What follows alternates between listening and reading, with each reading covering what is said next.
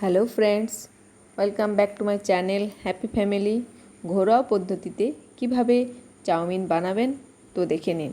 চলুন, এখানে আমি চাউমিনটাকে এভাবে সেদ্ধ করে নিয়েছি। এখানে আমি গাজর বরবটি কেটে রেখেছি, পেঁয়াজ লঙ্কা কেটে রেখেছি। কড়াইয়ে তেল দিয়ে দিলাম, পেঁয়াজ কুচি লঙ্কা কুচি দিয়ে দিলাম, হালকা ভেজে নেব। হালকা ভাজা ভাজা হয়ে আসলে কেটে রাখা বরবটি গাজর আমি দিয়ে দিলাম।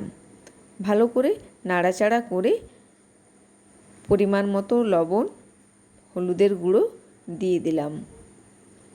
দিয়ে ভালো করে নাড়াচাড়া করে 5 থেকে 7 মিনিট ঢাকা রেখে আমরা ভেজে নেব। ভাজা হয়ে এসছে, এরপর আমরা চাউমিনটা দিয়ে দিলাম। এইভাবে আমরা নাড়াচাড়া করে 10 থেকে 15 মিনিট চাউমিনটাকে ভেজে নেব। এর উপর অল্প পরিমাণে বিট লবণ ছড়িয়ে দিলাম, চাউমিন মশলা প্রত্যেকে ছড়িয়ে দিলাম।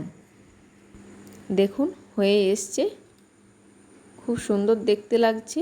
এরপর আমরা উপরে পেঁয়াজ কুচি লঙ্কার কুচি শসার কুচি দিয়ে দিলাম, সস দিয়ে দিলাম। দেখুন খুব সুন্দর হয়েছে, খেতেও খুব ভালো লাগবে। আপনারা অবশ্যই বাড়িতে বানিয়ে খাবেন।